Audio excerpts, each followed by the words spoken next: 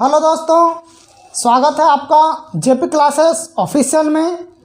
आज हम पढ़ेंगे पृथ्वी का पर्यायवाची, उसी प्रकार राजा का पर्यायवाची। पृथ्वी यानी जिसमें हम लोग रहते हैं, ये है पृथ्वी। पृथ्वी का पर्यायवाची देखते हैं तो सबसे पहले आ जाता है भू। भू बोलते हैं पृथ्वी को। भू यानी भूमि। भू मही, भू मही, अवनी, भू मही अवनी, क्षिति,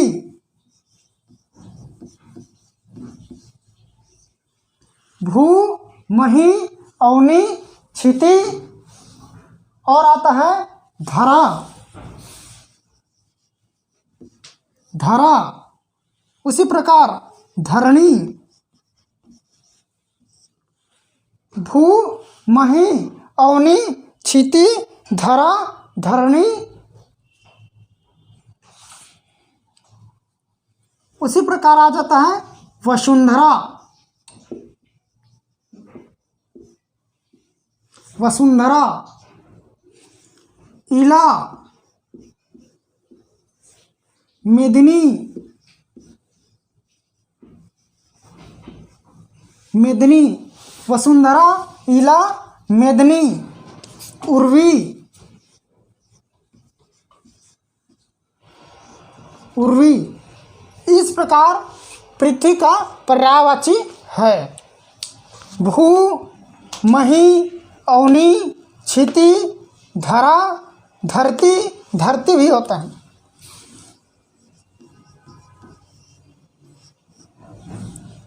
भू मही अवनी क्षिति धरा धरती धरणी धरित्री भी होता है।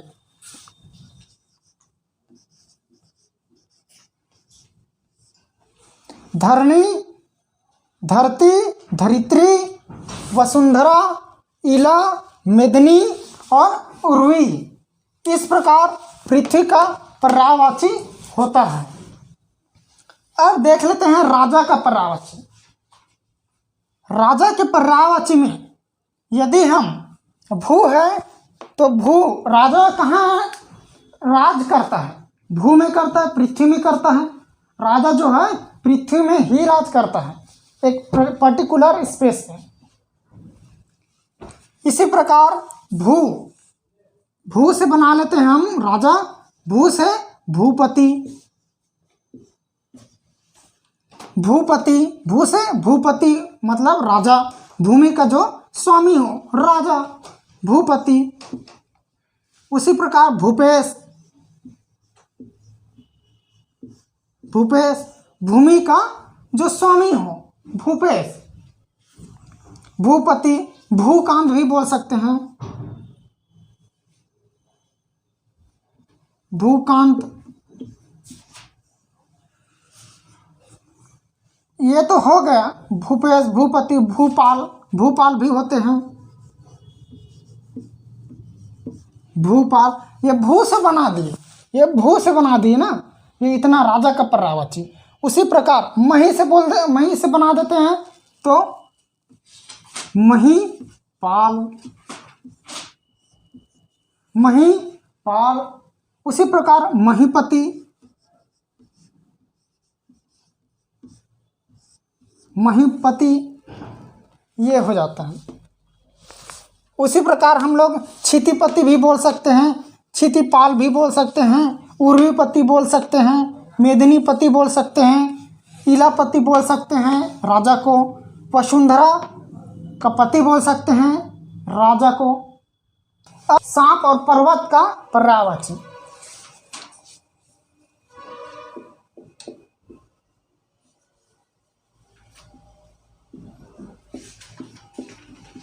सांप और पर्वत का पर्यायवाची देख लेते हैं। जैसे सांप को बोलते हैं भूधर। हम लोग बोलते हैं कि हमारे पृथ्वी को सांप, भगवान जो सांप है वह उठाए हुए हैं, ऐसे बोलते हैं। तो यहीं से हो जाता है भूधर। भूधर, भू को धारण किए हुए हैं सांप, जो शेषनाग है वो। भूधर, महीधर, अवनीधर, अवनीधर, भूधर। इसी प्रकार पन्नग हो जाता है, पन्नग हो जाता है, धराधर हो जाता है। धरा मतलब पृथ्वी, पृथ्वी को जो धरे हुए हैं वह है पन्नग। उसी प्रकार चक्षुश्रवा बोल देते हैं। चक्षुश्रवा, हम लोग चक्षुश्रवा क्यों बोलते हैं? चक्षुश्रवा इसलिए बोलते हैं क्योंकि जो सांप है, सांप है वह सुनते हैं किससे? आँख से सुनते हैं, ऐसे बोलते हैं। आँख से सुनते हैं ऐसा बोलते हैं। चक्षु श्रवा, कान नहीं होते हैं ऐसे मानते हैं। जो सांप होते हैं ना उनका कान नहीं होता है। चक्षु श्रवा। और एक वासुकी होता है। वासुकी जब समुद्र मंथन कर रहे थे, समुद्र मंथन के दौरान जो सांप को खींचते हैं, देवता और असुर, देवता और दानव दोनों एक एक तरफ से जो रस्सी के रूप में सांप को खींचते हैं, वही जो सांप है उसी को बोलते हैं वासुकी। अब पर्वत में देखते हैं, पर्वत, तो पर्वत को ही गिरी बोलते हैं। गिरी, गिरी मतलब पर्वत। धराधर, धराधर इनको भी बोल देते हैं। धराधर क्यों बोलते हैं? जो धरती को धरे हुए हैं, पर्वत। उसी प्रकार महीधर बोल देते हैं। महीधर, अवनीधर,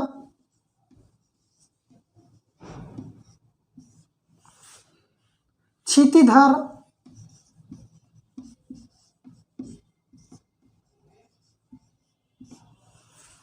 ये इस प्रकार होता है। पर्यायवाची में है ज्योत्सना,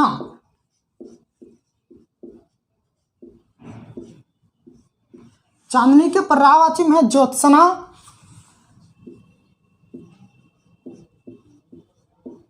कौमुद्री या कौमुदी बोलते हैं। चांदनी, ज्योत्सना, कौमुदी, चंद्रतप,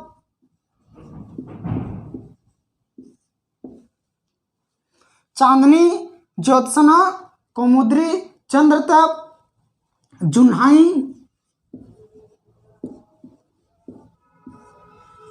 देखिए, चांदनी के पर्यायवाची में ज्योत्सना, कौमुदी, चंद्रिका, ये चंद्रिका,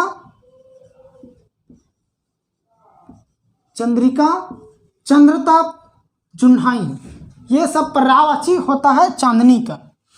चांदनी का पर्यायवाची ज्योत्सना, कौमुदी या कौमुदी, चंद्रिका, चंद्रतप, जुन्हाई, ये सब चांदनी के पर्यायवाची है। इसी प्रकार देख लेते हैं प्रभा के पर्यायवाची या किरण के पर्यायवाची। किरण, किरण का पर्यायवाची, किरण के पर्यायवाची में प्रभा आती है, ज्योति, दीप्ति,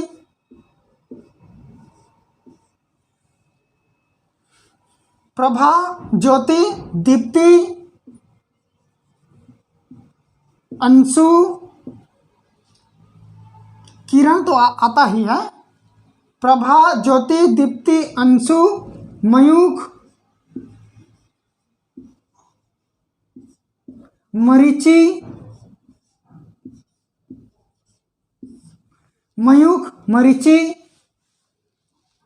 अच्छे से याद कीजिएगा, प्रभा, ज्योति, दीप्ति, अंशु, मयूख, मरीचि, ये सब क्या है, किरण के पर्यायवाची में आता है। उसी प्रकार द्विज का देख लेते हैं। द्विज के पर्यायवाची में मैं आपको बताया था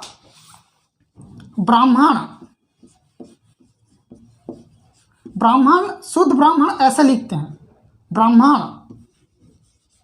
पक्षी, सांप, दांत, चंद्रमा। द्विज के अर्थों में आता है ब्राह्मण, पक्षी, सांप, दांत और चंद्रमा। द्विज का अर्थ होता है जो 2 बार जन्म लेता है। जो 2 बार जन्म लेते हैं वह है ब्राह्मण, पक्षी, सांप, दांत और चंद्रमा। अब देखते हैं बेटे के पर्यायवाची में। बेटा के पर्यायवाची में बेटा को क्या बोलते हैं? सूत बोलते हैं, पुत्र बोलते हैं, तनय बोलते हैं। सूत बोलते हैं, पुत्र बोलते हैं, तनय बोलते हैं, नंदन बोलते हैं, तनुज बोलते हैं।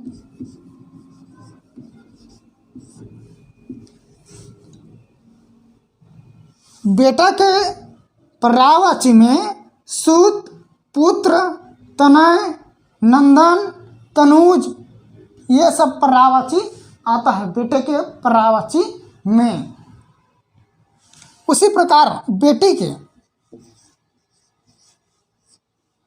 के पर्यायवाची में देखते हैं। सूत का पुत्र का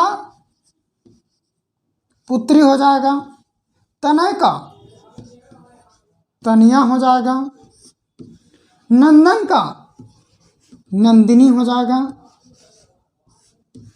तनुज का